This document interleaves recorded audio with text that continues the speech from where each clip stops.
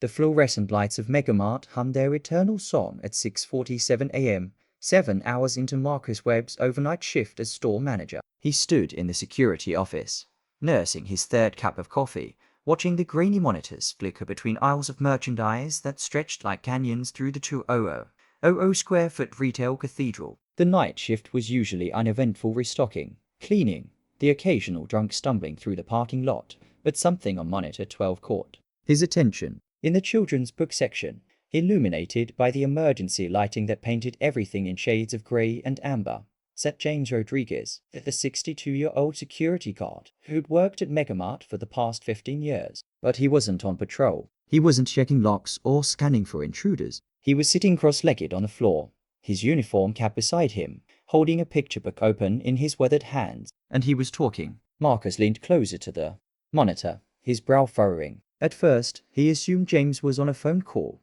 but the angle was wrong, and there was an intensity to his posture that suggested something more deliberate. The old guard's lips moved with careful precision, his finger tracing across the pages. Marcus reached for the audio controls, about to toggle on the microphone hidden in that section, when movement in his peripheral vision made him freeze. A small figure emerged from behind the bookshelf, a child, perhaps 7 or 8 years old, wearing what looked like an expensive velvet dress completely inappropriate for the early morning hour. Her hair was pulled back in a perfect ponytail, secured with a ribbon that probably cost more than Marcus made in a day. But it was her eyes that made his breath catch. They were open, staring forward, but with that particular unfocused quality that Marcus had seen before. His sister's daughter had the same look. This child was blind. What the hell? Marcus muttered, his coffee forgotten. His mind raced through protocols and procedures. An unaccompanied child in the store after hours. A security guard off his patrol route. The potential losses alone made his palms sweat. He grabbed his radio,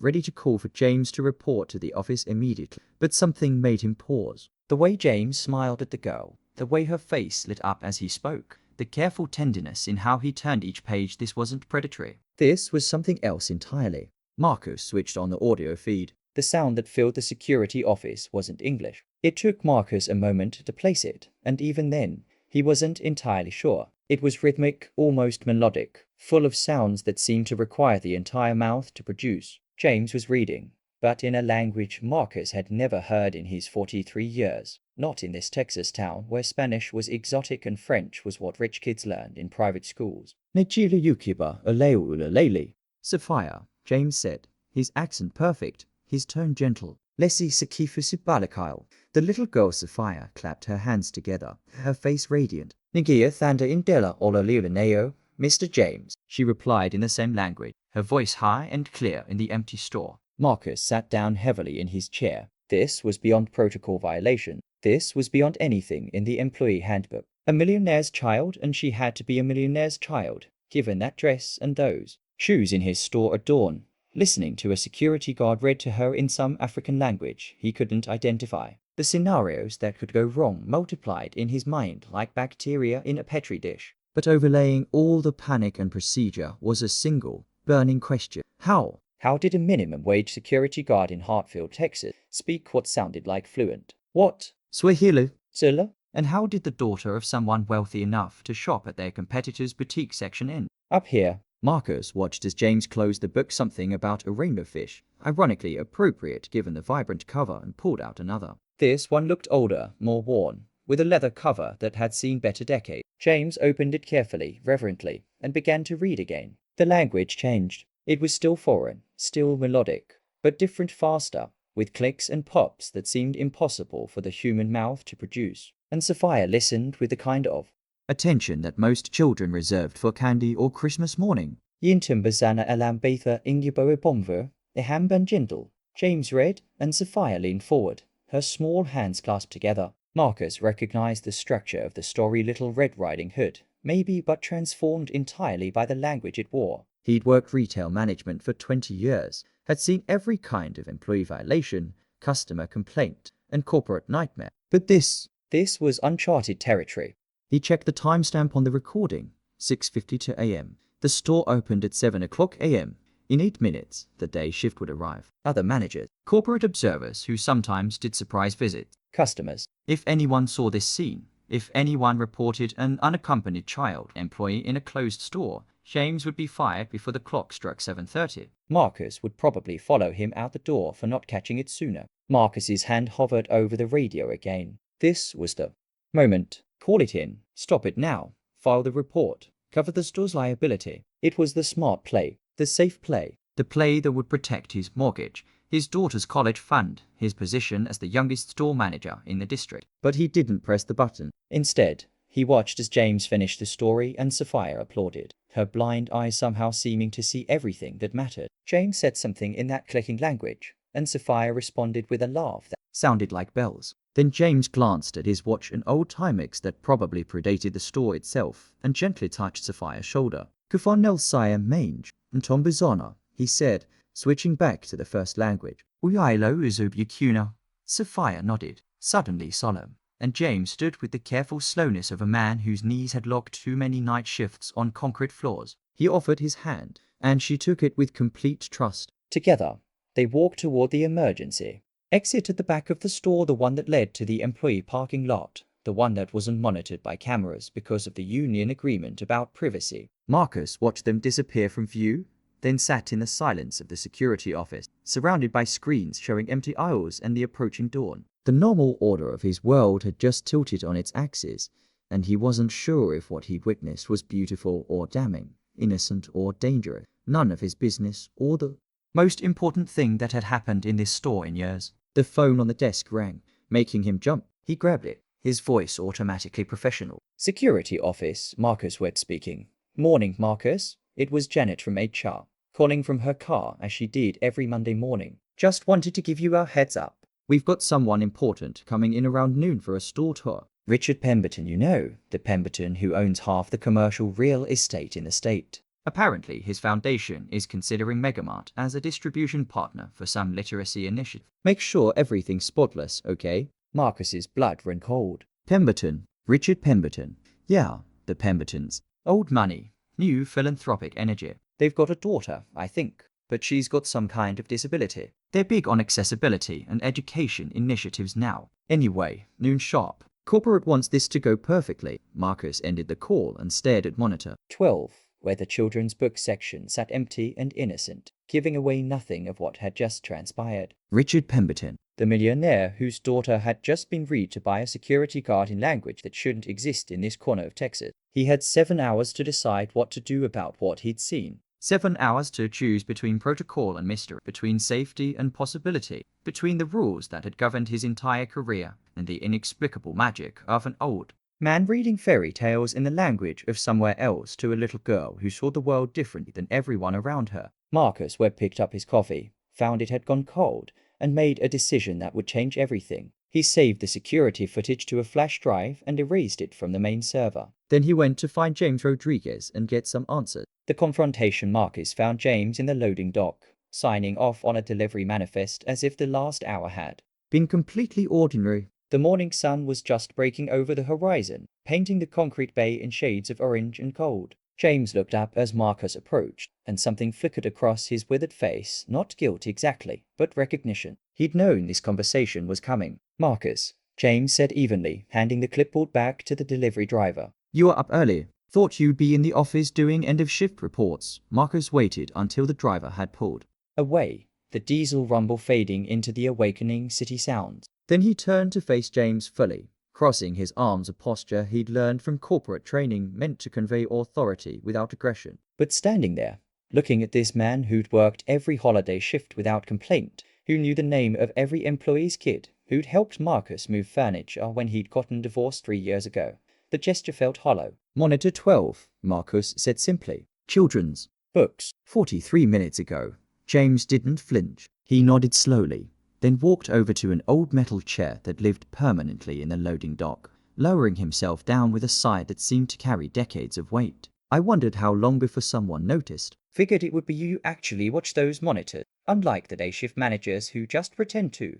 James, what the hell is going on? Marcus moved closer, lowering his voice even though they were alone. That was Sophia Pemberton, as in Richard Pemberton's daughter, as in the millionaire who's touring our store in. He checked his watch. 5.5 hours. Do you have any idea what kind of liability you've created? What kind of questions I'm going to have to answer? Going to report it? James asked, meeting his eyes directly. There was no challenge in the question, just genuine curiosity. Marcus pulled out the flash drive from his pocket, held it up between two fingers. I saved the footage. Then I erased it from the main server. So right now, the only evidence that Sophia Pemberton was in this store after hours with an employee, learning what sounded like Zilla and maybe Corsa, he paused, catching James's eyebrow raise. What? I googled it while walking over here. Right now, I'm the only one who knows, which makes me either your accomplice or the dumbest manager in the district. James studied him for a long moment, then gestured to a stack of paint buckets nearby. You might want to sit down. This is going to take a few minutes. Marcus remained standing. I don't need the long version. I need to know if you're putting this store at risk. If you're putting that little girl at risk. The only risk to Sophia, James said quietly, is that she'll stop learning, stop growing, stop believing that the world has more to offer than the golden cage her father's money has built around her. That's not your call to make. You're a security guard, not her teacher. No, I'm not her teacher. James pulled out his wallet, extracted a faded photograph, and handed it to Marcus. I'm her grandfather. The world tilted again. Marcus stared at the photo of a younger James, maybe 40, standing beside a beautiful black woman in traditional Zilla dress. Between them stood a teenage girl with James's eyes and her mother's smile. And on the girl's hip, a toddler with unmistakable features. That's my daughter, Nandi, James said softly. And that's Sophia when she was 2, before the accident that took Nandi's life and Sophia's sight. Before Richard Pemberton's lawyers made it very clear that a broke security guard from South Africa had no legal standing in American courts. Before the settlement that was really a severance check for my parental rights, Marcus sank down onto the paint bucket. Jesus, James. Nandi met Richard at University UT Austin, where she was studying on a scholarship, and he was pretending to earn a business degree his father's money had already guaranteed. They fell in love. Or what passes for love when you're 23 and don't know any better. When she got pregnant, his family offered money for an abortion. She refused. They got married in secret. Then Sophia was born, and for 3 years, we had something beautiful. Nandi would bring Sophia to visit me and my wife. We were living in San Antonio then. I teach Sophia Isiolo, the language of my mother. My wife taught her Xhosa, her mother's tongue. Sophia was already speaking 3 languages by age 2. James paused, his hands trembling slightly as he took back the photograph. Then came the accident. Drunk driver hit them at an intersection. Nandi died instantly. Sophia survived but lost her sight. The optic nerves were too damaged. And Richard blamed Nandi for being in the wrong neighborhood. That's what he told the press. Wrong neighborhood, wrong time, as if poverty was contagious and fatal. He took Sophia, hired round-the-clock nurses, enrolled her in expensive programs with certified therapists, and he made it clear that Nandi's family that I was no longer welcome. That's kidnapping, Marcus said. That's what money can do, James interrupted. His lawyers argued that Nandi's death severed my legal connection to Sophia. I'm not a biological grandparent by blood. Nandi was adopted. You see, when we came to America in 1982, the adoption was legal in South Africa, but the paperwork was complicated. Pemberton's team found every technicality, every loophole. They offered me money. A lot of money. Enough to retire, to live comfortably. All I had to do was sign away any claim to Sophia and agree to never contact her again. Marcus felt sick. You took it. I took it, James admitted, shame coloring his voice. My wife was sick cancer, the kind that eats through savings faster than the disease eats through your body. I told myself it was temporary, that I'd fight it later, that the money would keep us afloat and I'd find a way back to Sophia. But my wife died 6 months after Nandi. And suddenly I was alone, in a country that still felt foreign even after 40 years, with nothing but guilt and a legal document that said my granddaughter wasn't mine anymore. The loading dock had grown warmer with the rising sun. Marcus could hear the sounds of the store coming alive, early shift employees clocking in, registers booting up. The first customers probably already waiting at the doors. Normal Monday morning sounds. That felt absurd against the weight of James's story. So how? Marcus asked. How are you seeing her? Reading to her. James smiled for the first time since the conversation began. 6 months ago, I saw them in the store. Richard brings Sophia shopping sometimes, making a show of being a devoted father, letting photographers catch him helping his disabled daughter, building his public image as the philanthropic billionaire. But that day, they came alone, no press or entourage, just Richard, distracted by a phone call, and Sophia. standing in the children's section, running her fingers over braille books. I couldn't help myself. I walked past, and I said, in Isizilu, Subwobana, in Tombasana Enhil, hello, beautiful girl. Just to hear my language again, to pretend for a moment. And Marcus, Sophia's head snapped around. She said, Poko, grandfather. She remembered. After 5 years, in a single word, she remembered. Marcus wrapped his face, feeling the exhaustion of the night shift, compounded by the emotional weight of this revelation. James, this is dangerous, I know. But we were careful. I told her I was a friend of her mother's, that I'd known her when she was small. I gave her my phone number, programmed into a phone that Richard's people don't monitor, a simple flip phone. I bought her that she keeps hidden in her dollhouse. She calls me sometimes, late at night when she can't sleep. We talk in Isizilu, the language Richard's house doesn't understand. And once a week on Monday mornings when Richard has his early meetings and the nanny is changing shifts, Sophia's driver, a good man named Marcus, who actually sees her as a person, not a paycheck, brings her here. To the store, to the books, to the languages that connect her to the mother she barely remembers. The driver is named Marcus too. It was a stupid thing to focus on, but Marcus's brain was struggling to process everything. Coincidence. Good man though. He lost a daughter to car accident when she was 10. He sees what Richard doesn't, that Sophia is lonely, that all the expensive therapists and fancy schools don't replace connection. So he brings her here, tells Richard security she wanted breakfast from the coffee shop across the street, and gives us an hour. 1 hour a week where Sophia gets to be a kid with her grandfather, learning about the world through stories told in the languages her mother spoke. Marcus stood, paced to the edge of the loading dock, stared out. Parking lot filling with morning commuters. Everything about this was wrong according to the rules. Every procedure manual, every corporate policy, every legal guideline screamed that he should report this immediately, that he should call Richard Pemberton right now and tell him his daughter had been meeting secretly with a man who had signed away his parental, that he should fire James on the spot and make damn sure Megamart's liability was protected. But he thought about his own daughter, Emma, who was 10. He thought about the language they shared, not just English, but the inside jokes, the references to books they'd read together, the way certain phrases carried memories of specific moments. He thought about what it would be like if someone tried to erase that connection, to legislate away the bonds that made her his daughter and him her father. What languages were you teaching her this morning? Marcus asked finally. Isiziulu and Isixhosa, mostly, but also some Swahili. Her grandmother had friends from Tanzania, and I'm starting to teach her Portuguese. My wife's family was originally from Mozambique before moving to South Africa. Sophia has an incredible ear for languages. She's probably gifted, maybe even genius level. But Richard's expensive programs focus on making her functional in English. They're teaching her to compensate for her disability instead of celebrating her ability. Marcus turned back to face James. What happens at noon when Richard Pemberton walks through that front door? When he tours the children's section where you've been reading to his daughter? When Janet from HR is fawning over him, and I'm supposed to smile and pretend I don't know that you're violating a legal agreement every Monday morning? I'll stay in the background, James said. I'm good at being invisible, comes with the uniform and the age. Rich people don't really see security guards. We're just part of the scenery. And Sophia, what if she's with him? James's face went pale. She never is. He doesn't bring her to business meeting. But if she's there, he trailed off, the implications too dangerous to voice. Marcus made his second major decision of the morning. If she's there, you're going to be on break, extended break, in your car if necessary. Because James, I'm going to help you. God help me. But I'm not going to watch this blow up in everyone's faces because of a chance encounter.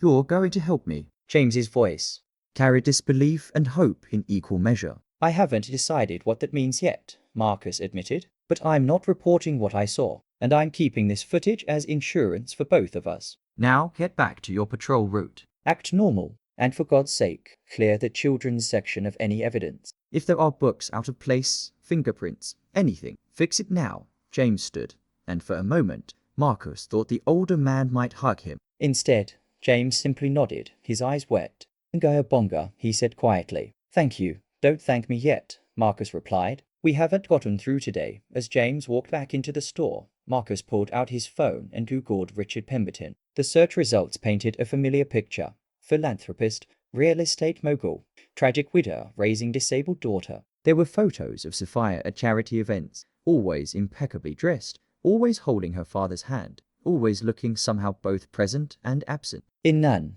of the pictures did she look as alive as she had in that grainy security footage, sitting on the floor, listening to stories in languages that Richard Pemberton probably didn't even know existed. Marcus had 5 hours until the meeting that might destroy everything. 5 hours to prepare for a confrontation with power and money and the kind of privilege that rewrote rules to suit its. 5 hours to figure out how a retail store manager could protect a security guard and his granddaughter from a system designed to keep people like them apart. The morning shift supervisor, Karen, walked into the loading dock. "Hey Marcus, you look terrible. Rough night." "You have no idea," Marcus said, managing a smile. "Hey, do me a favor." That noon meeting with the Pemberton guy, make sure the children's section is absolutely perfect. Best lighting, full stock, not a single book out of place. Make it look like a library. Karen raised an eyebrow. "Trying to impress the billionaire." Karen raised an eyebrow. "Trying to impress the billionaire." "Something like that," Marcus said, and headed back inside to begin the longest 5 hours of his career. The preparation by 9 o'clock a.m. Megamart was in full operational chaos, the kind that looked like order to but felt like controlled panic to anyone behind the scenes. Marcus had called an emergency staff meeting in the break room, squeezing 23 employees into a space designed for 15. Janet from HR stood beside him, her tablet glowing with the corporate presentation she'd pulled up titled Excellence in Client Relations. "Listen up, people," Marcus announced over the chatter. "Today at noon, we're hosting Richard Pemberton, yes. That Pemberton for a potential partnership that could mean significant expansion for this location. Corporate wants everything perfect, which means I need everyone on their game." A collective groan rippled through the room. Tommy from electronics raised his hand. "Does perfect mean we have to wear those stupid vest things from the promotional campaign?" "Yes, Tommy. Vests, name tags, smiles, the whole package. Janet will be distributing talking points about our community involvement and accessibility initiatives. If Mr. Pemberton asks you a question, keep it brief, professional, and positive. No complaints about scheduling, no jokes about management, and for God's sake, nobody mentioned the refrigerator incident from last month." Several people laughed. Marcus didn't. He scanned the room until he found James, standing in the back corner, his expression carefully neutral. Their eyes met briefly, a moment of understanding that felt like a secret handshake across a crowded room. "James," Marcus said, keeping his voice casual, "I'll need you monitoring the rear entrances during the tour. We don't want any disruptions from delivery trucks or staff coming in late from break." It was a reasonable assignment that would keep James far from the tour route. James nodded once, understanding the real message. Stay invisible, stay safe. Janet took over, launching into her presentation about brand values and customer engagement metrics. Marcus let her voice fade into background noise while his mind raced through contingencies. What if Sophia was with her father? What if Pemberton wanted to see the security office? What if somehow, despite erasing the footage, there was another record, a backup server he'd missed? A log file that tracked which cameras had been active. During the night shift, his phone buzzed. A text from an unknown number.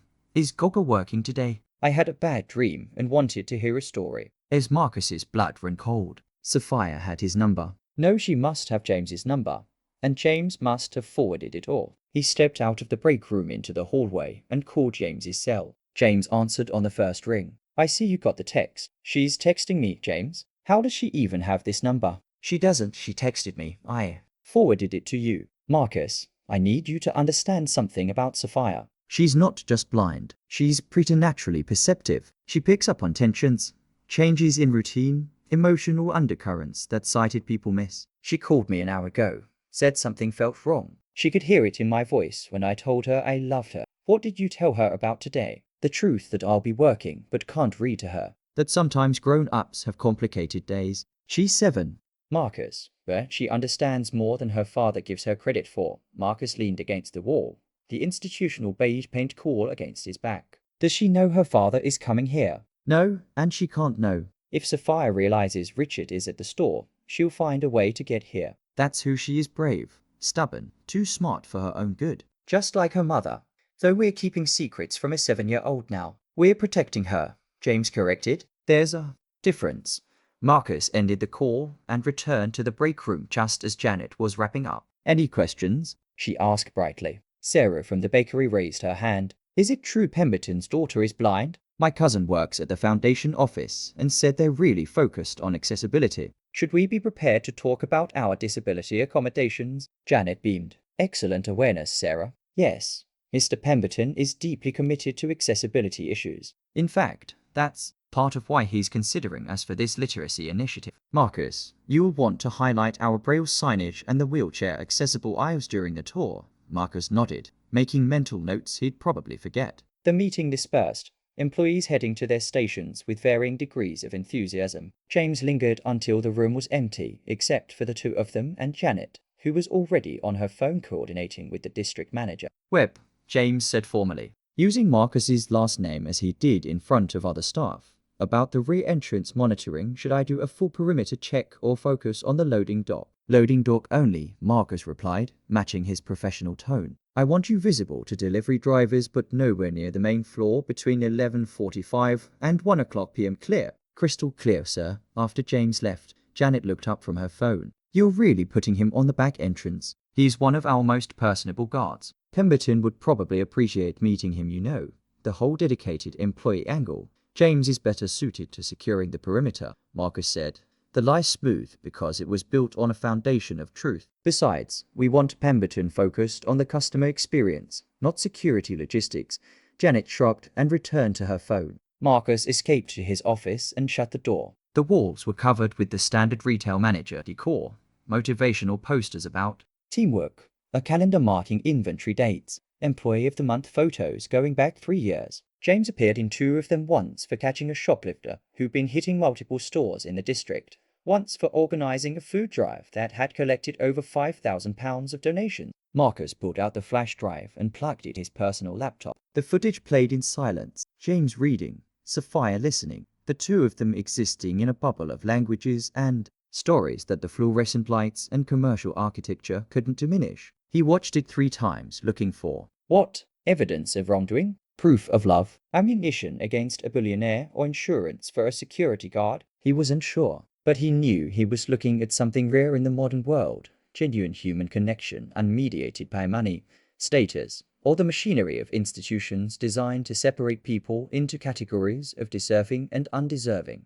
At 10:30, Karen knocked on his door. Marcus, we've got a situation in children's books. His heart stopped. What kind of situation? Nothing bad, actually kind of weird. There's a guy there, well dressed, taking photos of the section. Says he's a consultant hired by the Pemberton Foundation to scout locations ahead of the visit. Wants to know about our inventory system, our traffic pattern, whether we've had any incidents with unaccompanied minors in the store. Marcus was out of his chair before she finished speaking. Show me. The man in children's books was exactly what Karen described. Well dressed in a way that screamed money without trying, early 30s, holding an expensive camera and a tablet. He was photographing the layout, making notes, completely absorbed in his work. He didn't look up when Marcus approached. Can I help you? Marcus asked, his voice carrying just enough authority to make it clear this was a question that demanded an answer. The man glanced up, offered a professional smile. You must be the store manager. I'm David Chun, with Pemberton Foundation Oversight.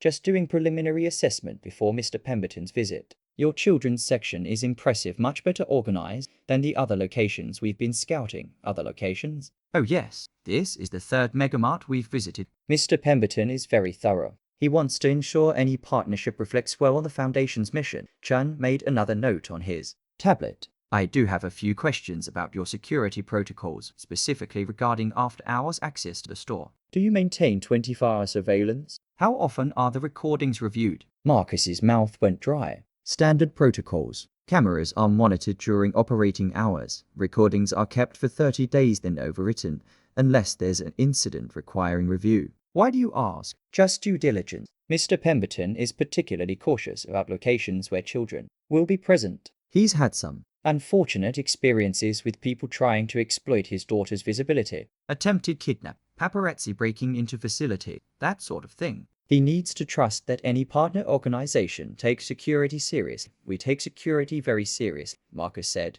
his mind racing. Our head of night security has been with us 15 years. Impeccable record. Chern nodded, photographing the reading nook where James and Sophia had sat just hours earlier. I'll need to speak with him, actually. Part of the assessment. Can you have him meet me here in, say, 10 minutes? This was it. The moment where everything could unravel. Marcus made a split-second decision. He's not on shift until tonight nights, only Monday through Friday. But I can provide his personnel file and contact information if you need to schedule an interview. That would be helpful. Chun handed Marcus a business card. Have him call this number. We'll want to run a background check. Standard procedure for any foundation partnership. Marcus took the card, his hand remarkably steady considering his heart was attempting to break through his ribcage. Absolutely. Is there anything else you need to see? Chun glanced at his watch, something Swiss and expensive that probably cost more than Marcus's car. I think I have what I need for now. Oh, one more thing. Has the store ever had any issues with unaccompanied children, specifically children with disabilities, trying to access the facility outside of normal supervision? The question was too specific to be coincidental. Marcus kept his expression neutral. We have strict policies about unaccompanied minors. Any child under 12 without a parent or guardian is immediately brought to the customer service desk, and we contact authorities if needed. But that's extremely rare, maybe twice in my 5 years here. Good to hear. Chun packed his camera and extended his hand. Thank you for your time, Mr. Webb. I'll include your cooperation in my report. Mr. Pemberton appreciates professionalism. After Chun left, Marcus stood in the children's section, surrounded by books in every language Amazon's algorithms would stock, and felt the weight of what was really happening. This wasn't just a business tour. Pemberton was checking for vulnerabilities. He was making sure no one had access to his daughter that he hadn't approved, which meant either he knew about the Monday morning visits or he suspected something. Marcus pulled out his phone and called James. We have a problem. Pemberton sent an advanced scout guy named David Chun. He was asking about after-hours security, unaccompanied minors, and he wants to interview you. Run a background check. The silence on the other end stretched long enough that Marcus thought the call had dropped. Then James spoke, his voice hollow. He knows. Maybe not specifics, but he knows something is off. Richard didn't survive in business by being careless. If he's sending people to check security protocols, maybe he's just paranoid. Chun mentioned attempted kidnappings, paparazzi. Maybe it's not about you.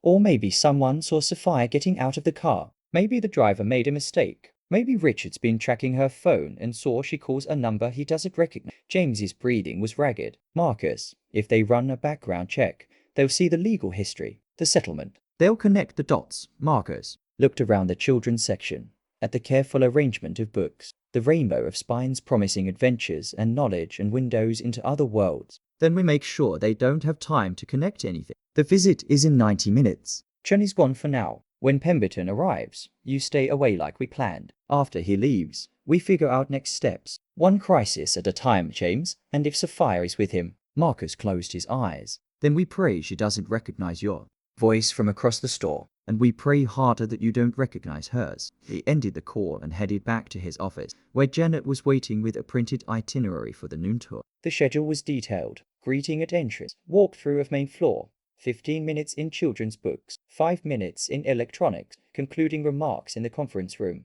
38 minutes total. 38 minutes to either secure Megamart's future or destroy James Rodriguez's last connection to his granddaughter. At 11:30, Marcus gathered his management team for final preparations. Karen had the floor staff rehearsing their greeting protocols. Tommy had actually combed his hair. Sarah from the bakery had prepared a tray of samples, miniature croissants and artisan cookies that looked like they belonged in a French patisserie, not a big box retailer in Texas. Remember, Janet said, her voice taking on that corporate cheerleader quality, Mr. Pemberton is considering investing significant foundation resources in our literacy program. This isn't just about today's store, it's about the whole chain. We impress him, and Megamart becomes the face of accessible education in retail environment. We fail, and we're just another store that couldn't rise to the occasion. Marcus's phone buzzed. Another forwarded text from James. Coca, I miss you. Daddy says we're going somewhere special for lunch. He won't tell me where. Do you think we could read tomorrow instead?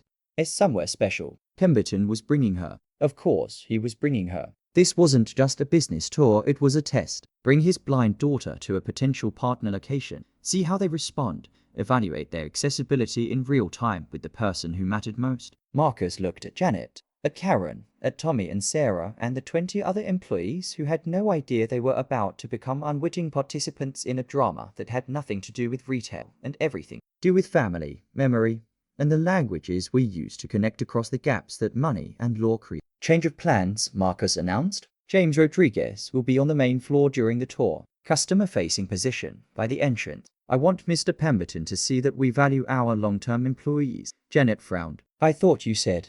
I changed my mind. James is one of our best. He should be visible. Marcus met her confusion with manufactured confidence. Trust me on this. What he didn't say, what he couldn't say. If Sophia was coming, she'd hear James the moment she entered the store. His voice was probably mapped in her memory like a constellation, unchanging and reliable. Hiding him wouldn't work. The only option was to control the encounter, to be present when it happened, to somehow navigate the collision between love and law that was barreling toward them at 60 miles per hour with no brakes and no clear path to safety. At 11:55, 5 minutes before Richard Pemberton's scheduled arrival, Marcus stood at the entrance of Megamart with his team arrayed behind him like a greeting committee. James stood to his right, his uniform crisp, his expression professionally neutral, his hands clasped behind his back in a posture of respectful attention. Whatever happens, Marcus said quietly, just for James, we handle it together. James nodded once. Sire Bonga, he whispered, for everything. Then the black town car pulled into the parking lot and the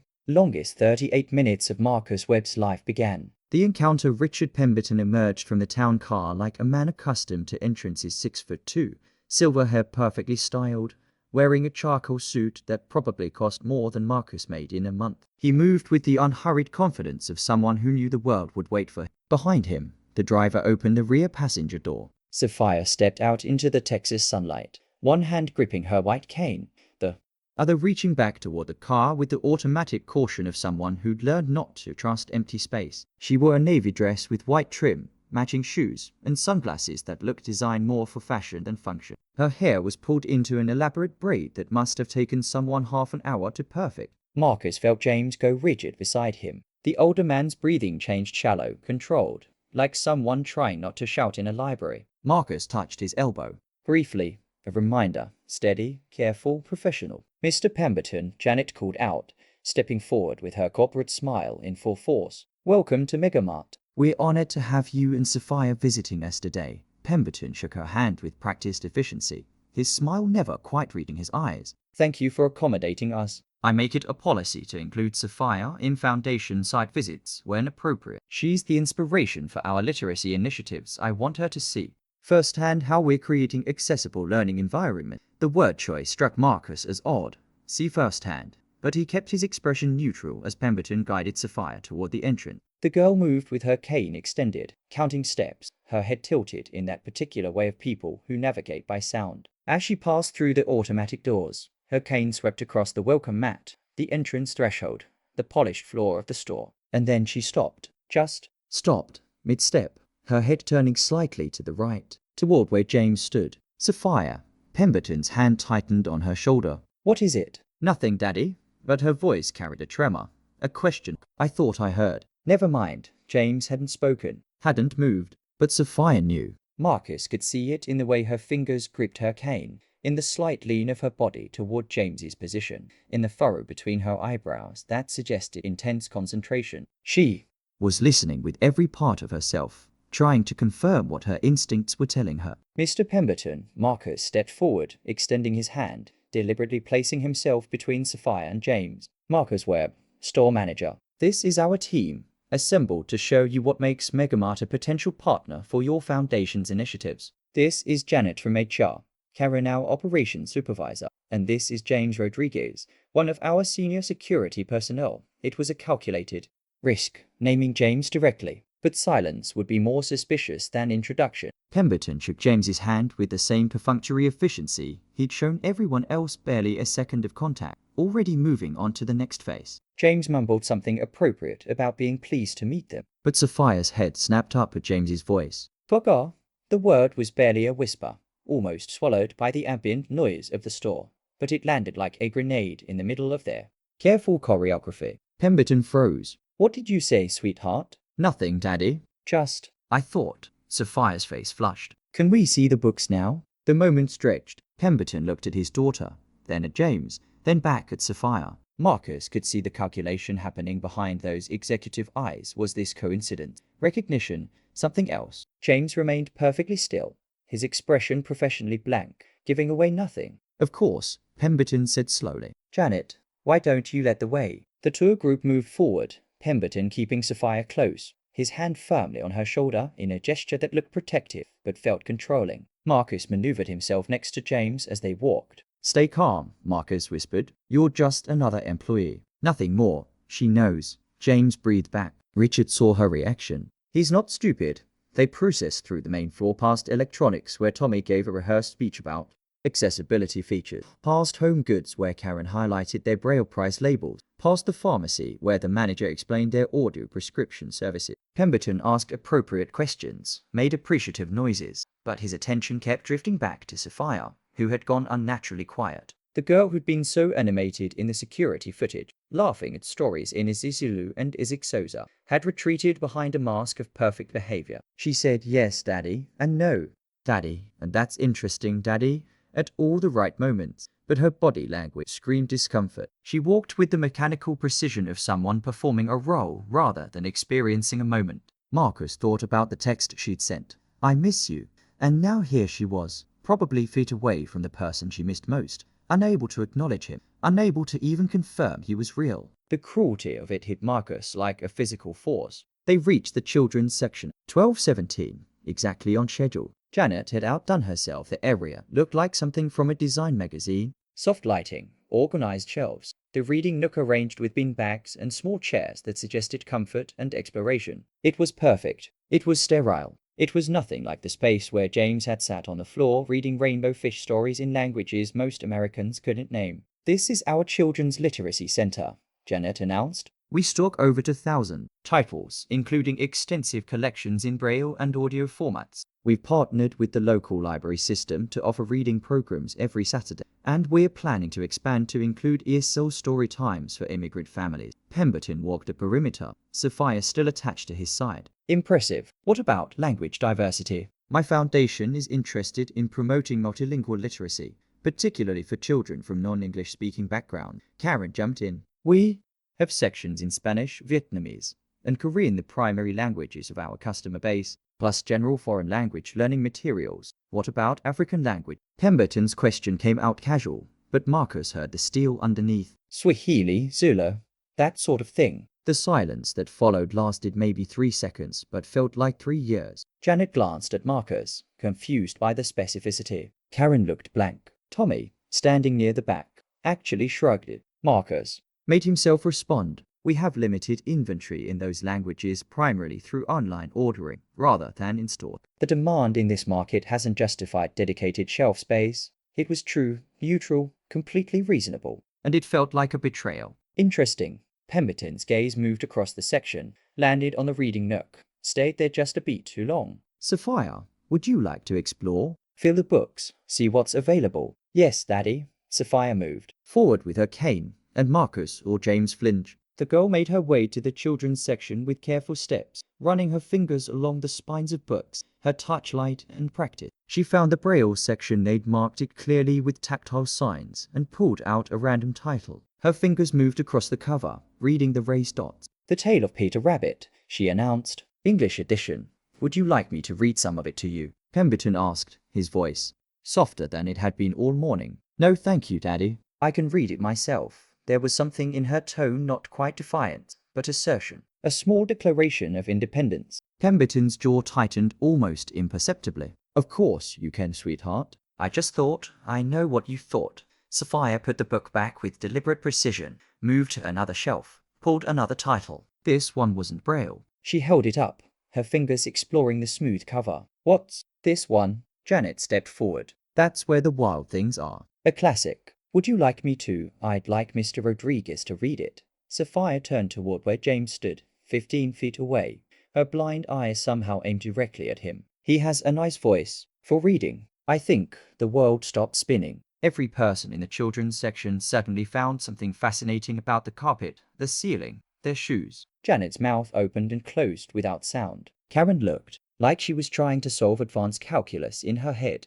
Pemberton's face went through several expressions in rapid succession: surprise, suspicion, calculation, anger, and finally landing on something harder and colder. "Sophia, you don't even know Mr. Rodriguez." "I know." Sophia's voice was small, now uncertain. "I just thought." His voice sounds kind. "Like someone who would read good stories. In different languages, maybe." Languages that sound like. Like music, what languages? Pemberton's question was sharp. I don't know, Daddy. I'm just being silly. Sophia's shoulders hunched. Can we go now? I'm tired.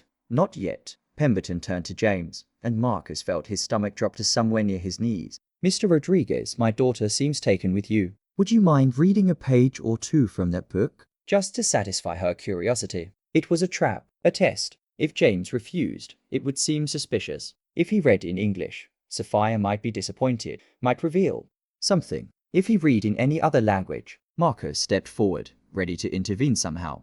But James was already moving. Of course, sir. James took the book from Sophia's hands. Their fingers touched briefly, and Marcus or the girl's entire body relaxed and opened to the first page. The night Max wore his wolf suit and made mischief of one kind and another. James read in English, his accent neutral, his tone professional. He could have been reading a quarterly report. There was nothing of the warmth Marcus had heard in the security footage, nothing of the grandfather who transformed fairy tales into journeys through language and culture. James was performing absence, erasing himself, becoming just another employee doing a task. But Sophia was smiling. It was a tiny smile, barely there, but it was real. She stood perfectly still, listening, and in that moment, Marcus understood something crucial.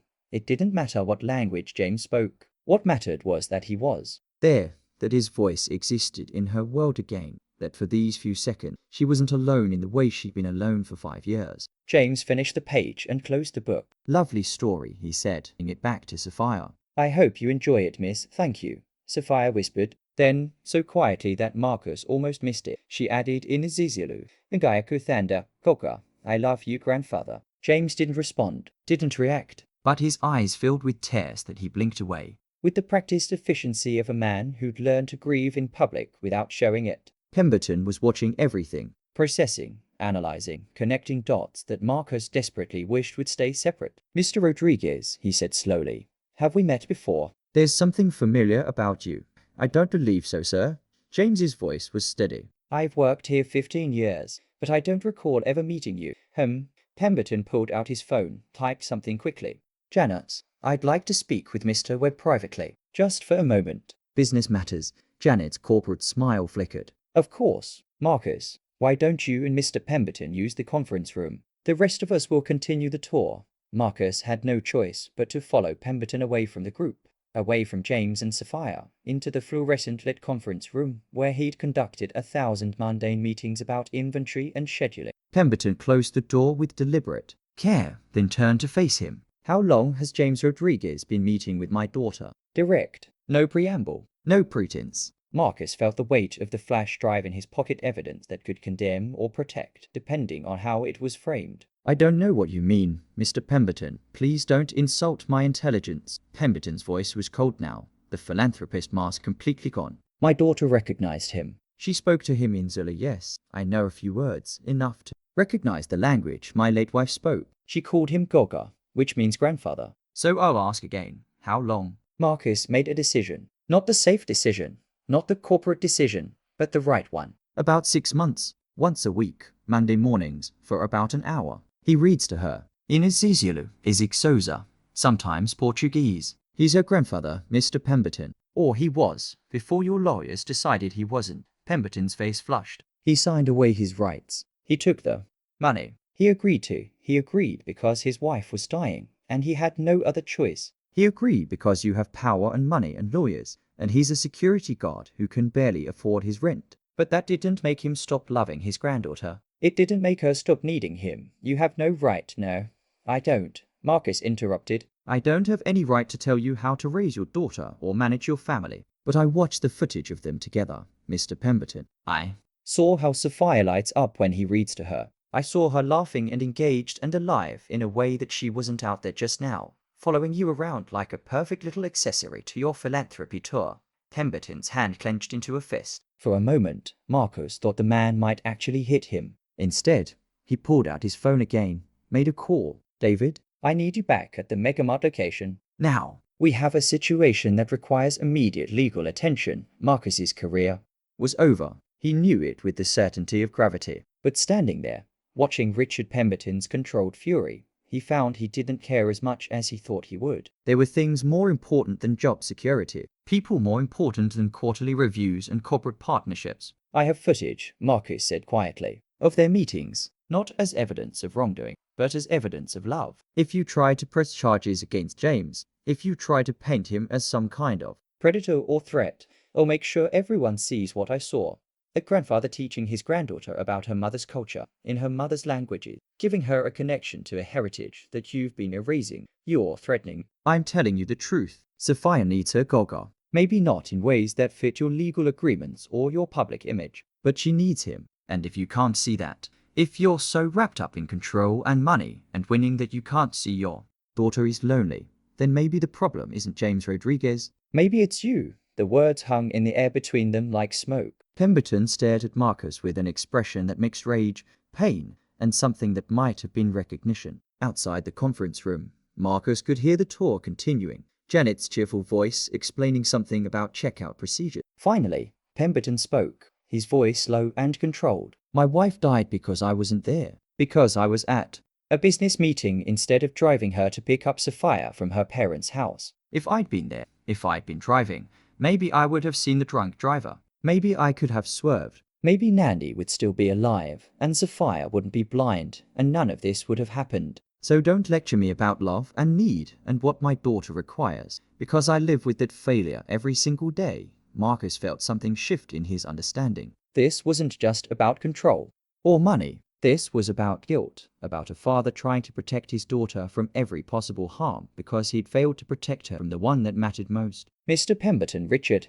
The man sank into a conference room chair, suddenly looking older. My name is Richard, and I don't know what to do. I don't know if allowing James back into Sophia's life is protecting her or exposing her to more loss. I don't know if I'm being a good father or a controlling monster. I just know that I can't lose her too. I can't. Marcus sat down across from him. Then maybe the question isn't whether to let James see Sophia. Maybe the question is how to do it in a way that doesn't require secrets and security footage and closed conference room confrontation. Maybe there's a version of this where everyone wins. Richard looked up, his expression guarded but listening. What did you have in mind? The negotiation. Marcus took a breath, aware that what he said in the next few minutes could either rebuild something broken or shatter it beyond repair. Before we talk solutions, I need you to understand something about what I've witnessed. Not as a store manager, not as someone worried about liability, but as a father. I have a 10-year-old daughter, Emma. When her mother and I divorced, I was terrified I'd lose her not legally, but emotionally,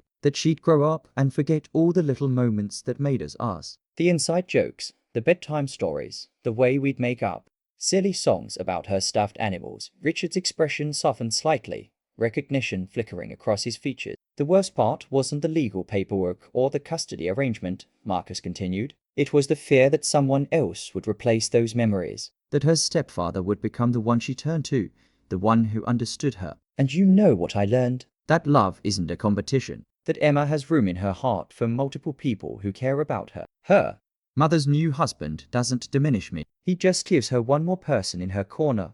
This is different, Richard said, but his voice lacked conviction. James signed a legal agreement. He accepted compensation for being poor at the wrong time. Marcus interrupted gently. Look, I'm not saying what you did was evil or that you're a villain. You were grieving, terrified, trying to protect your daughter with the tools you had: money, warriors, control. But Richard, Sophia isn't a fortress that needs defending from everyone outside. She's a little girl who lost her mother and her connection to half her heritage. And James, he's an old man who lost his daughter and thought he'd lost his granddaughter too. What I saw on that security footage wasn't predatory or inappropriate. It was two people holding onto each other across an impossible distance. Richard stood, walked to the window overlooking the parking lot where his town car sat gleaming in the sun. You mentioned footage. I want to see it. Marcus hesitated. It's not evidence of wrongdoing. If you're looking for something to justify criminal charges, I'm not. Richard turned back, and Marcus saw something raw in his expression. I want to see my daughter happy. Real happy. Not performing for daddy happy. If what you're saying is true, if James makes her light up the way you claim, then I need to see it. I need to understand what I've been keeping from her. Marcus pulled out the flash drive, plugged it into the conference room's presentation laptop. The footage filled the screen, grainy, imperfect, but clear enough. James sitting cross-legged, the rainbow fish book open in his weathered hands. Sapphire leaning forward, her face radiant with attention. Nechila Yukiba, Ole Ualele, Sapphire. James's voice played through the cheap speakers. Lesi Sakifu Sibalikau. Richard's hand went to his mouth. On screen, Sapphire clapped, responded in Izizio, laughed at something James said. Richard sank back into his chair, watching as James switched books, changed languages, made that clicking sound that was apparently part of his Ixoza. Sapphire's joy was unmistakable, not the polite enthusiasm of a well-trained child, but genuine delight. That's my wife's laugh, Richard whispered. The way Sapphire just laughed, that's exactly how Nandi sounded when something truly amused her. I haven't heard Sapphire laugh like that since before the accident. They watched in silence as James finished reading and gently told Sapphire it was time to go. The girl hugged him fierce before they disappeared toward the emergency exit. Marcus stopped the footage there. How often? Richard asked, his voice thick. Monday mornings, around 6:30, about an hour each time. Her driver Marcus, not me, brings her. He lost a daughter too, so he understands what James means to Sapphire. They're careful, they're supervised in a way, and Richard, they're not doing anything wrong except violating a legal agreement that maybe shouldn't exist. Richard was silent for a long moment, his fingers drumming against the conference table. James spoke 4 languages in that footage. 4. I knew Nandi spoke Silla. Her father was from KwaZulu-Natal, but I never learned it. I never asked her to teach me. I thought it didn't matter because we lived in America, because English was what Sapphire would need. And now my daughter speaks languages I can't understand, has conversations I can't follow, connects to a heritage I can't give her. So give her James, Marcus said. Officially, not as a secret or a violation, but as part of her life. Her grandfather, teaching her about her mother's culture. My lawyers will say it's a terrible idea. That reopening that relationship creates liability, sets precedent, invites complications. Your lawyers aren't raising Sapphire. You are. And right now, you have a choice. Be the father who controls everything, or be the father who gives his daughter what she needs. Even when it's complicated. Richard pulled out his phone, stared at it, then set it face down on the table. David Churn, the consultant who came earlier, he's not just a consultant. He's head of my personal security. I sent him because 2 weeks ago, Sapphire started crying at bedtime. Really crying, not just being upset. When I asked what was wrong, she said she had a friend she couldn't see anymore. Someone who told her stories about her mother. She wouldn't say who, but she said it in a way that made me suspicious. Marcus felt cold. You've known for 2 weeks. I've suspected. I had David investigate anyone who'd had contact with Sapphire outside our approved circle. When he mentioned Megamart's after-hour security protocols and asked about James Rodriguez specifically, I knew we'd found something. Coming here today was partly about the Foundation partnership, but mostly about confirmation. So this whole tour was me being a paranoid father and a controlling bastard. Yes, Richard managed a bitter smile. I was prepared to have James arrested if I found evidence of kidnapping or coercion. Instead, I find a grandfather reading to his granddaughter in languages I can't speak, giving her something I can't provide. Tell me, Marcus, as a father yourself, what would you do? Marcus thought about Emma, about the careful dance of CEO parenting, about all the times he'd wanted to control something just to feel less powerless. I'd be terrified, he admitted, but I'd also recognize that my fear doesn't get to dictate my daughter's happiness. I'd find a way to make it work, even if it meant sharing her with someone I resented or didn't fully trust. I don't resent James. Richard stood again, paced the small room. I resent that he has something with my daughter that I don't, that she lights up for him in ways she doesn't for me anymore, that he knows how to reach her when I'm stumbling around in the dark, trying every expensive therapy and specialist, missing the simple fact that she just wants her cocker. Outside the conference room, Marcus could hear the tour wrapping up. Janet's voice thanked everyone for their time, mentioned something about following up next week. In a few minutes, people would be looking for them, asking questions about why the store manager and the billionaire philanthropist had disappeared into a closed-door meeting. Here's what I propose, Marcus said, lowering his voice. You and James have a conversation. A real one, without lawyers or legal documents or money. Just 2 men who love the same little girl, figuring out how to give her what she needs. Maybe that means supervised visits at your house. Maybe it means James becomes her official language tutor, paid position, completely above board. Maybe it means you learn Isizialo alongside her, so you can be part of those conversations instead of excluded from them. I'm 52 years old. Learning a new language is something Sapphire does for fun before. Breakfast. If she can learn 4 languages while blind, you can manage 1 while motivated. Besides, think about what it would mean to her if you tried. If you showed her that her mother's culture matters to you, because it matters to her. Richard was quiet, processing. Then, what about you? You've been covering for James, erasing security footage, putting yourself and this store at legal risk. Why? What do you get out of this? Marcus smiled. Nothing. Everything. I don't know. Maybe just the chance to be the kind of person who helps instead of the kind who hides behind policies. Maybe just the satisfaction of knowing I didn't destroy something beautiful because it was complicated. Or maybe I'm just tired of retail management feeling meaningless, and this gave me one morning where what I did actually mattered to someone's life. You're an interesting man, Marcus Webb. I'm an exhausted man who drinks too much coffee and worries too much about employee reviews. But I'm trying to be better than that. We all are, I think. Richard picked up his phone, then set it down again. I need to talk to Sophia. And to James. Not today. I need time to think, to figure out how to approach this without letting my ego or fear drive the conversation. But soon. This week. And the foundation partnership? Marcus asked. The literacy initiative is still on the table, assuming your corporate office doesn't fire you for whatever Janet reports about this mysterious closed-door meeting.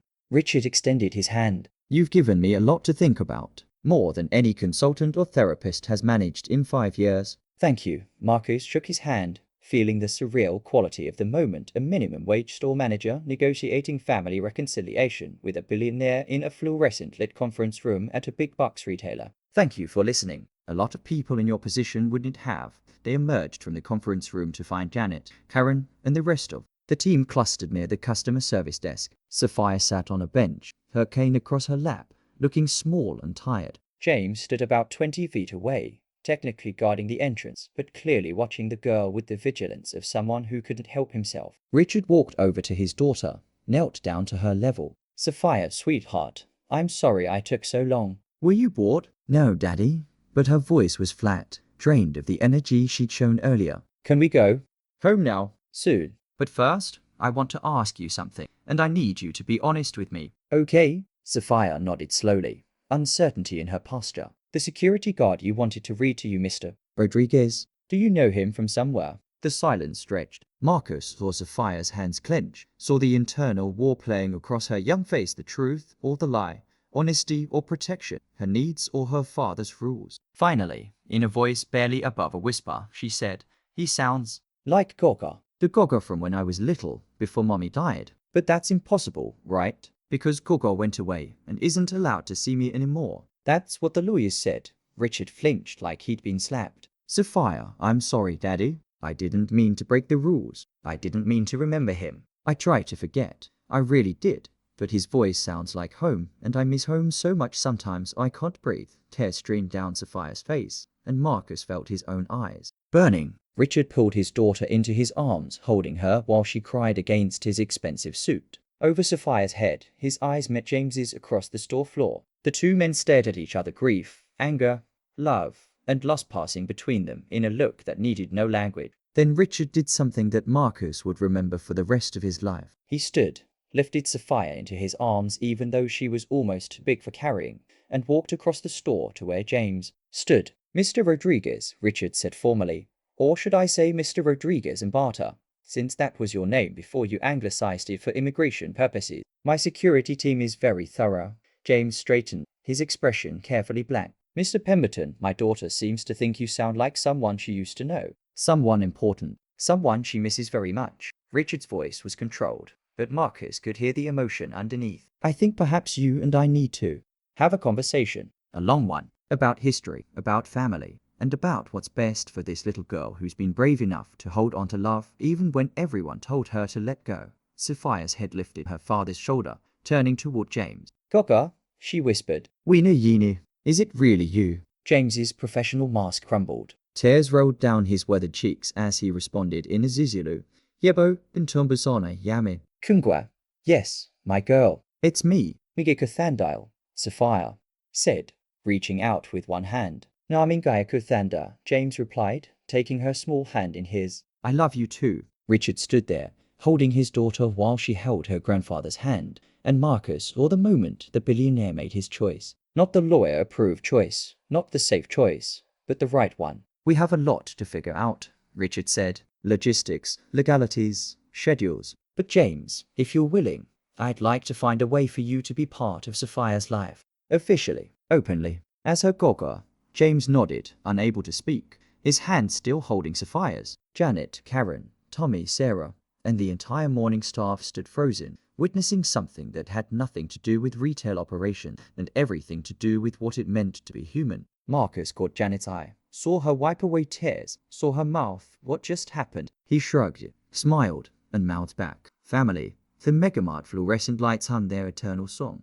Customers started filtering through the entrance, pushing carts, pursuing their Monday morning errands, completely unaware that something extraordinary had just occurred in the space between the greetings and the children's books. The store returned to its normal rhythm, beeping scanners, rolling carts, overhead announcements about sales in aisle 7. But in that moment, standing in a big box retailer in suburban Texas, Marcus Webb understood that sometimes the most important transactions had nothing to do with commerce. Sometimes what people really needed couldn't be bought or sold, managed or controlled. Sometimes what mattered most was just recognizing love when you saw it and being brave enough to let it exist. Messy and complicated and absolutely essential. The aftermath. 3 weeks later, Marcus sat in his office reviewing quarterly reports when his phone rang. The caller ID showed a number he'd programmed 3 weeks ago, but hadn't expected to actually use. Richard Pemberton, personal cell. Marcus Webb, he answered, trying to keep the surprise out of his voice.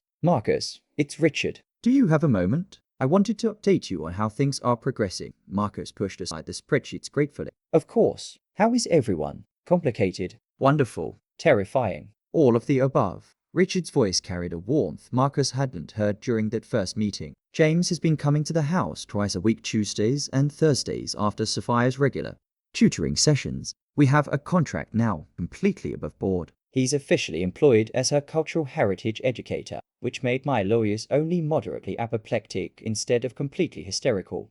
Marcus smiled. And how's it going? Well, my living room currently looks like a library exploded. James brings books in Isiziulu, Isixosa, Portuguese, Swahili languages I can barely pronounce, let alone read. Sophia is thriving. Her regular teachers say she's more engaged, more confident. She's even started teaching some Zulu phrases to her classmates at her school for the blind. Apparently, the other kids think it's incredibly cool that she knows African language. That's wonderful. Yes, and Marcus, I'm learning too. James is teaching me Isiziulu alongside Sophia. I'm terrible at it, absolutely hopeless with the clicks, but Sophia thinks it's hilarious when I mispronounce things. Yesterday, I was trying to say beautiful morning, and apparently told her I had a beautiful donkey. She laughed so hard she got hiccups. Marcus found himself grinning. Sounds like progress. It is, but it's also hard. Every time James and Sophia slip into conversation in Zilla, I'm reminded of everything I missed with Nandi. All the time she tried to share her culture with me,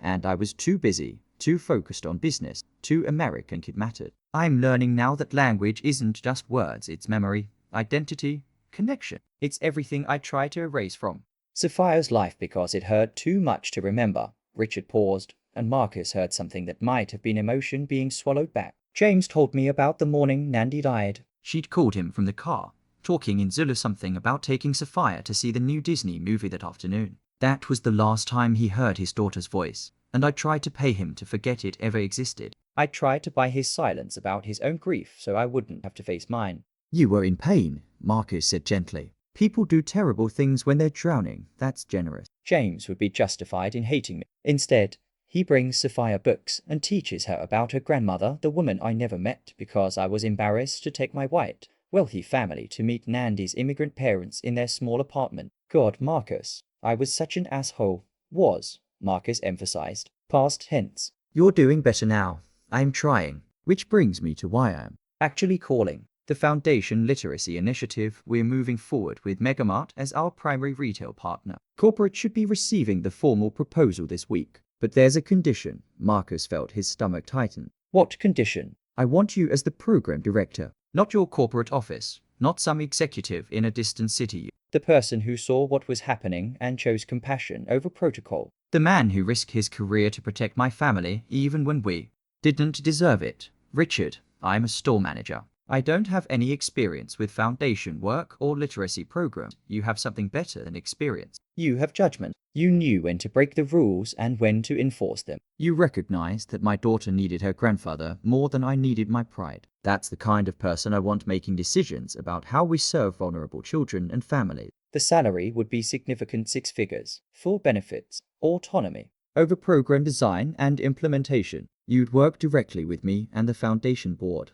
But the day-to-day would be yours. Marcus stared at his office wall, at the motivational posters he'd stopped really seeing years ago, at the employee schedules and inventory reports that had defined his professional life. I don't know what to say. Say you'll think about it. Talk to your daughter Emma, right? See what she thinks about her dad taking a leap into something meaningful. No pressure, but... Marcus, I think you're wasting your talents managing retail operations when you could be changing lives. The way you changed mine, after they hung up. Marcus sat in silence, letting the possibility settle over him like snow. A new job, a new direction, a chance to do work that mattered beyond profit margins and customer satisfaction surveys. It was terrifying. It was exactly what he needed. His phone buzzed with a text from James. Tuesday dinner at Richard's house. He wants you there. Sophia insists. Please come. Marcus replied. I'll be there. Tuesday evening found Marcus standing on the doorstep of a house that probably cost more than he'd earned in 5 lifetimes. The Pemberton estate sprawled across manicured ground, all stone and glass, and the kind of architectural statement that said money in every line. He rang the doorbell, half expecting a butler. James answered, grinning. Welcome to the palace. Don't worry, Richard is actually pretty normal once you get past the intimidating wealth and the fact that his guest bathroom is bigger than my apartment. Marcus laughed, stepping inside. The entry hall was museum-quality original art on the walls, a chandelier that probably required its own insurance policy, floors so polished he could see his reflection. But there were also signs of actual life. Small shoes lined up by the door, a backpack with Braille textbooks, a white cane propped against an umbrella stand. Marcus! Sophia's voice called from somewhere deeper in the house. She appeared around a corner, her cane sweeping ahead of her, wearing jeans and a t-shirt that said polyglot in training in multiple languages. You came. Bogart said you might be too busy. Never too busy for you, Sophia. Marcus knelt down to her level. How are you? Learning Portuguese irregular verbs. They're terrible. Why can't all languages just follow the rules? She said it with such serious frustration that Marcus had to suppress a smile. Because languages are like people, interesting because they don't follow rules? Sophia considered this. That's actually pretty good. I'm going to tell my teacher you said that. Come on, Daddy made dinner. He's trying to cook Zulu food, but Gogo says it's more like American interpretation of South African cuisine. I think that's polite for, it's going to be weird. She led him through the house with the confidence of someone who'd memorized every step, every turn, every obstacle. James followed behind, and Marcus noticed how the older man's entire bearing had changed. He stood straighter, smiled more easily, looked 10 years younger than he had 3 weeks ago. The kitchen was enormous, but currently chaotic. Richard stood at a professional-grade stove, wearing an apron and looking harassed while consulting what appeared to be 3 different cookbooks. The counter was covered with ingredients Marcus couldn't identify. Marcus, thank God, another adult. Witness to my culinary disaster, Richard gestured at a pot bubbling on the stove. This is supposed to be umgusha, a traditional Xhosa dish with samp and beans. James assures me it's almost edible. I said it was recognizable. James corrected, peering into the pot. Edible is still under review.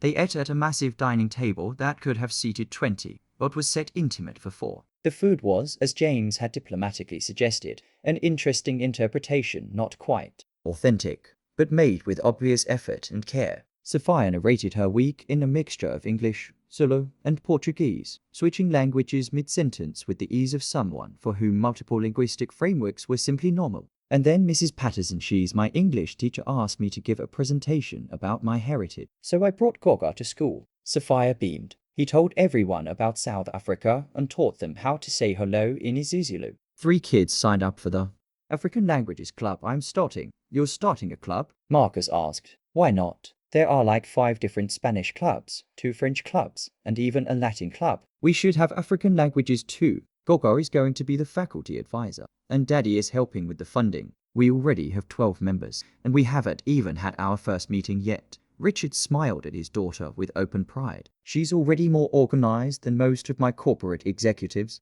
I'm both.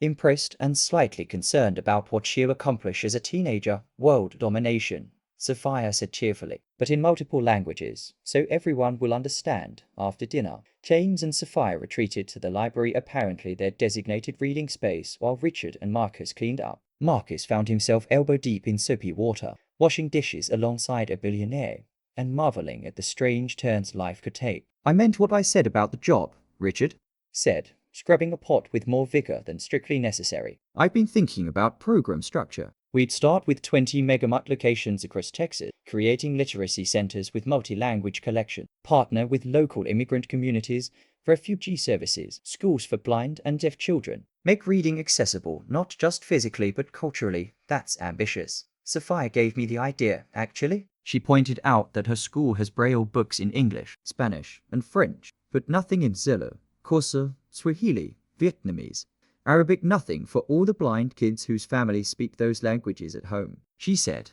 "Daddy, how are they supposed to hear stories about their own cultures if nobody makes the books they can read?" And she was right. We create these systems that claim to be inclusive, but only include people who fit a very narrow definition of normal. Marcus tried a plate, thinking about Megamart's language selection, about the assumptions built into every retail decision. "The job offer, is it real or is it guilt?" "Both," Richard admitted. "I feel guilty about how I treated James, about how I almost cost Sophia this relationship, about all the ways my money and power made me think I could control everything. But the offer is real because you're genuinely the right person. You saw a problem, assessed the risks, and made a moral choice even when it could have cost you everything." "That's not common, Marcus." "That's rare."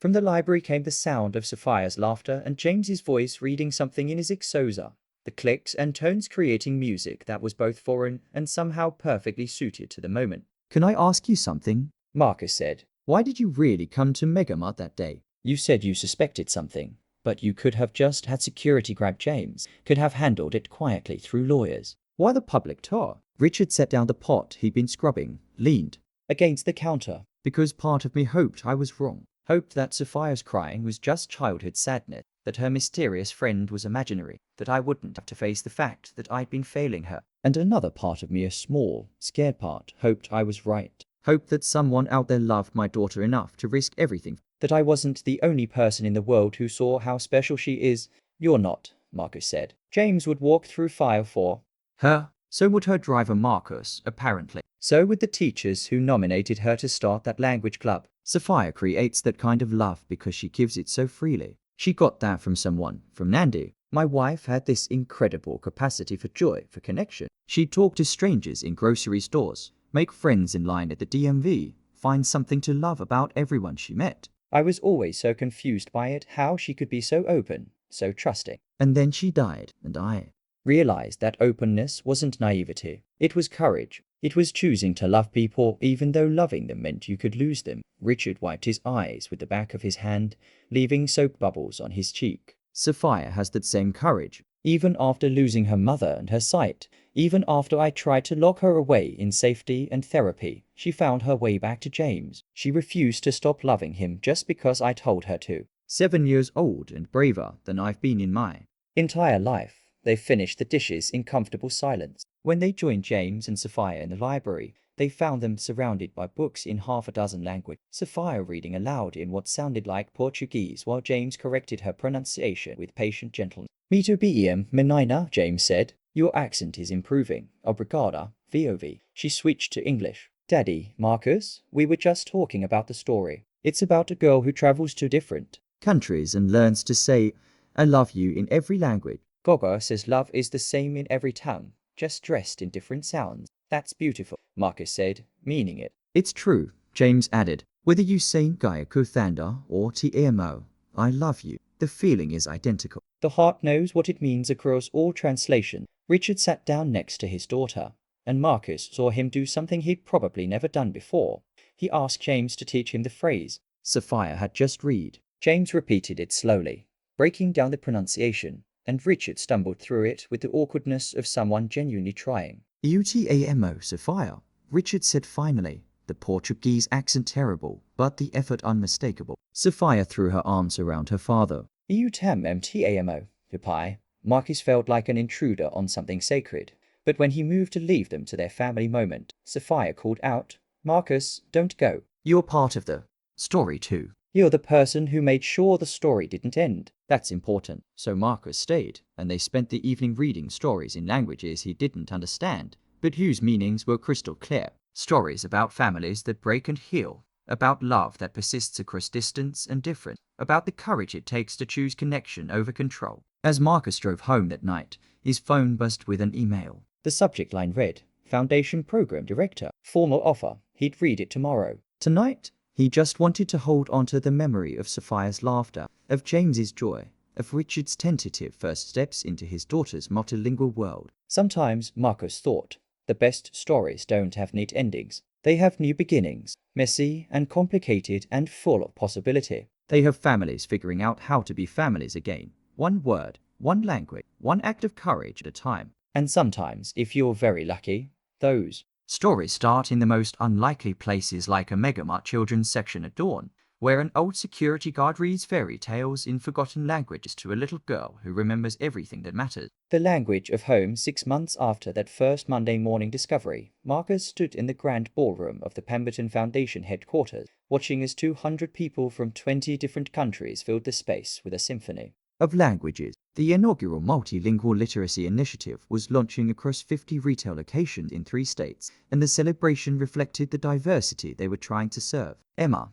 his 10-year-old daughter, stood beside him wearing her best dress and a name tag that read Program Assistant Junior Division. She'd insisted on helping with the event planning, had personally arranged the children's reading corner with books in 15 languages, and was currently narrating everything in excited whispers. "Dad, that lady over there is from Somalia. She told me her kids can finally get storybooks in Somali at the Megamart near their apartment. And that man with the beard, his daughter is deaf-blind like Helen Keller, and we're getting tactile books in Arabic Braille. Dad, we're actually helping people. This is so much cooler than when you just managed the store." Marcus smiled, ruffling her hair. "You know I loved managing the store. You loved it like I love doing dishes. It's fine, but you'd rather be doing something else." Emma had her mother's directness, which Marcus found both challenging and refreshing. "This makes you happy, real happy, not pretend for your kid happy." She wasn't wrong. The last 6 months had been the most fulfilling of his professional life, working with Richard, James, and a team of linguists, educators, and community organizers. They'd created something genuinely innovative, retail literacy centers that honored the linguistic diversity of their communities instead of trying to erase it. Each location had dedicated sections for minority languages, staffed reading hours with native speakers, and partnerships with local cultural organizations. They trained employees in basic phrases across multiple languages, created tactile maps for blind patrons, and designed spaces that welcomed families regardless of income, language, or ability. The cost had been substantial. The impact had been immeasurable. Marcus, Richard's voice called across the ballroom. He was walking toward them with Sophia on one arm and James on his other side, an unlikely trio that had become inseparable over the past month. Sophia wore a traditional Zulu dress that James's cousin had sent from South Africa, her white cane decorated with beaded patterns that matched the dress's embroidery. "We're about to start the presentations," Richard said. "Sophia wants you up there with us. She wrote something she insists on reading, and she says it won't make sense without you present." "I wrote it in 4 languages," Sophia announced proudly. "English for everyone, Isizilu for Goga and my mom's memory, Portuguese for Goga's wife's family, and Spanish because that's what they speak in Emma's house, and I think Emma should feel included too." Emma's eyes went wide. "You learn Spanish for me. It's not hard. You should learn Zulu. We could teach each other and confuse everyone." Sophia grinned, and Emma laughed, the 2 girls connecting in that instantaneous way children have when they recognize kindred spirits. The presentations began with Richard giving opening remarks about the Foundation's mission and the program's goals. He spoke eloquently about accessibility, diversity, and the power of seeing yourself reflected in the stories you read. But then, he did something unexpected. He switched to his Isizilu for a full paragraph. His accent still rough, but improved dramatically from 6 months earlier. "Nijifundo kuti uthando alinalamai?" "Olathile," Richard said, then translated. "I have learned that love has no single language. My daughter taught me this. Her grandfather reinforced it. And a store manager I once threatened to sue showed me what it looks like in practice. We are here today because people chose connection over comfort, chose love over law, chose courage over control." The audience applauded, many wiping tears. Marcus felt his own eyes burning as James stood to speak next. The older man looked distinguished in a suit that Richard had insisted on buying him, but Marcus knew James still preferred his security guard uniform, still worked his shifts at Megamart 3 nights a week, saying retirement made him feel useless. "Sir Woburner," James began, greeting the crowd in Zilla. "I am a grandfather, a security guard, and an immigrant who has spent 40 years trying to find home in a country that doesn't always know what to do with people like me. 6 months ago, I was hiding my granddaughter in empty stores at dawn, stealing hours with her like a criminal. Today, I stand here officially recognized,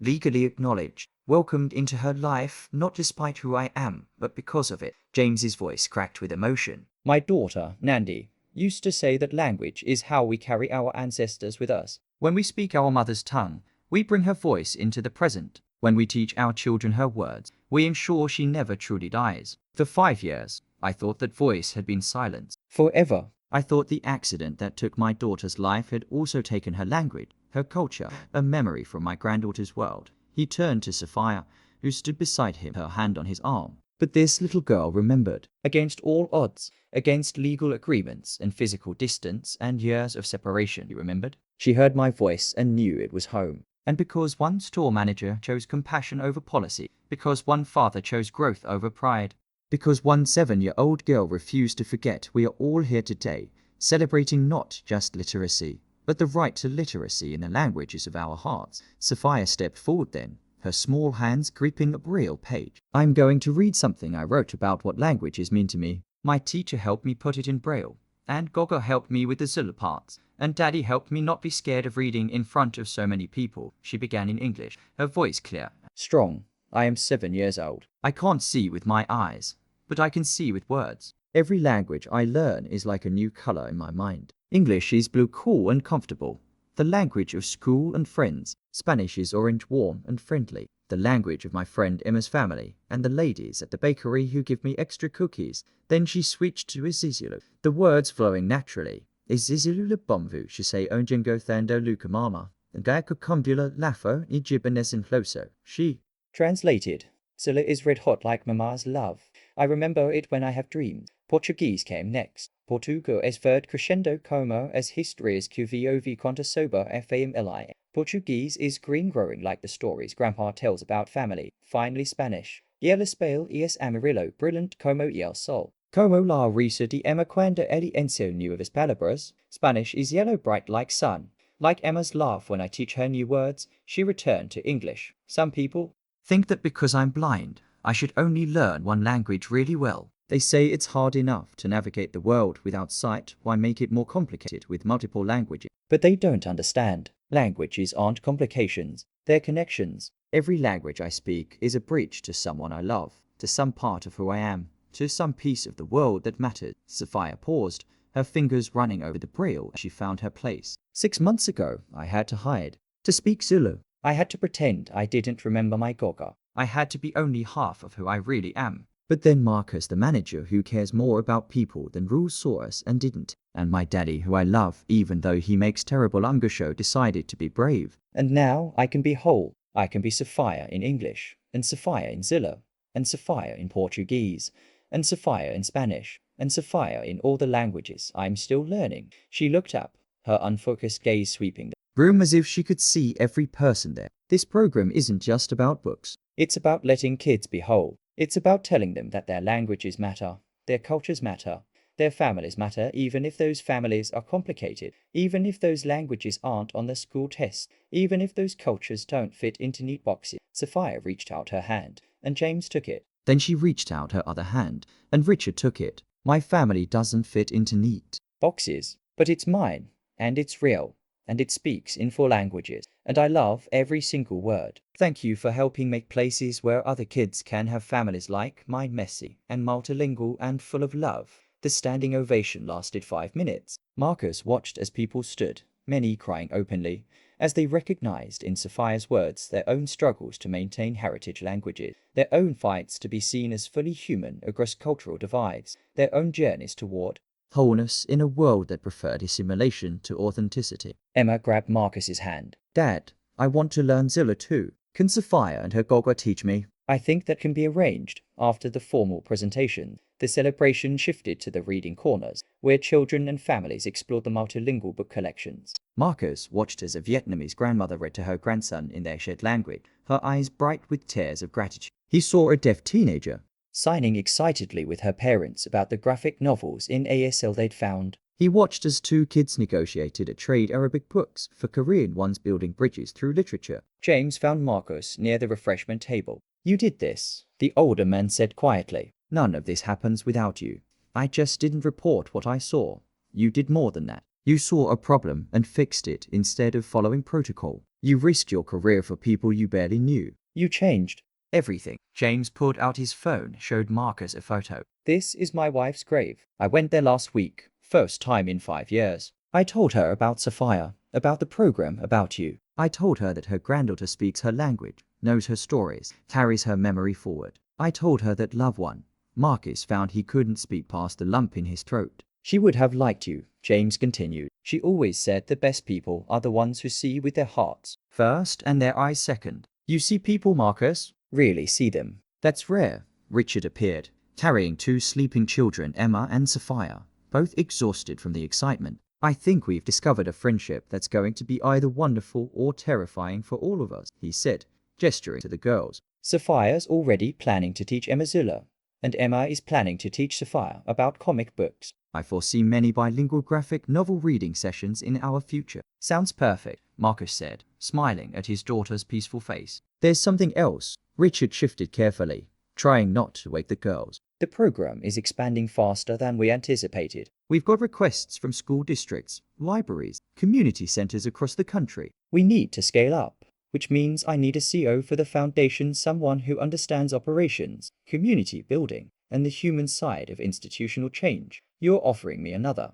promotion? I'm offering you a partnership, equal say in how we grow this, how we maintain the integrity of what we've built. The board has approved it. James seconded it. He's on the board now, by the way, as our community liaison. We want you, Marcus, not just because you're good at logistics, but because you understand what we're really doing here. Marcus looked around the ballroom, at the tapestry of languages and cultures and families finding themselves reflected in the work created 6 months ago. He'd been managing inventory and employee schedules, watching his life pass by in shifts and spreadsheets. Now he was part of something that mattered, something that would outlast him, something that honored the messy, complicated, beautiful reality of how people actually live and love. Yes, he said. Absolutely yes. Emma stirred in Richard's arms, mumbled something in half sleep. Richard laughed. Did she just say Bonga? Has Sapphire been teaching her Zilla already? Apparently. Emma's a fast learner, like someone else I know.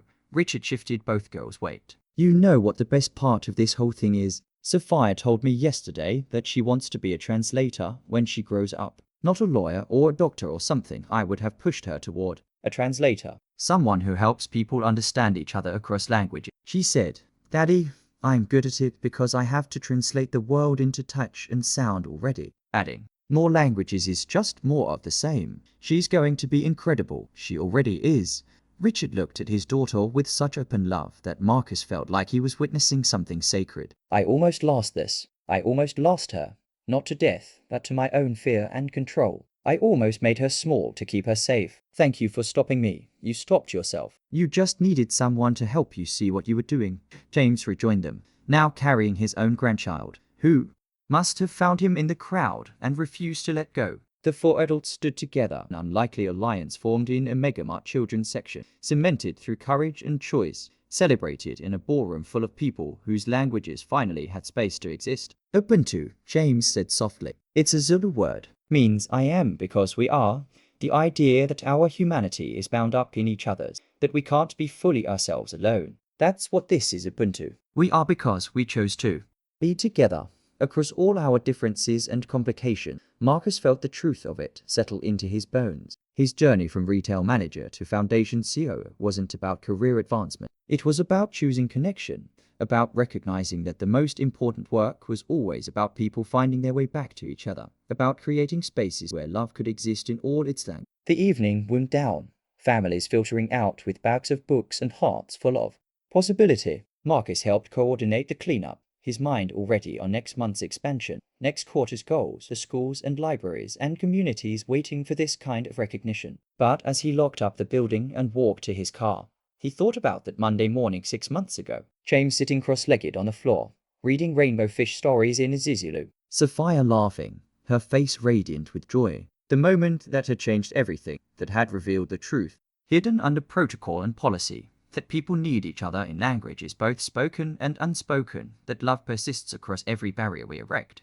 that sometimes the most important thing is simply choosing to see what's right in front of you. His phone buzzed. A text from James and Gayabonga, Marcus. For everything. For seeing. For caring. For choosing as when it would have been easier to look away. J. Marcus replied in his carefully practiced Zulu, taught by Sophia and James over shared lunches. Nami Gayabonga. Ubuntu. We are because we are together. He drove home through the Texas night, past the megamart where it all began, past the ordinary landscape of a life that had become extraordinary simply because he'd chosen to notice, to care, to act. Tomorrow, there would be more work programs to expand, communities to serve, children like Sophia who needed spaces where all their languages were welcome. Tomorrow, there would be challenges and complications and the endless negotiations between what was legal and what was right. But tonight, Marcus Webb went home to his daughter knowing that he'd helped create something beautiful. Not perfect, not simple, but real and messy and honest, like families,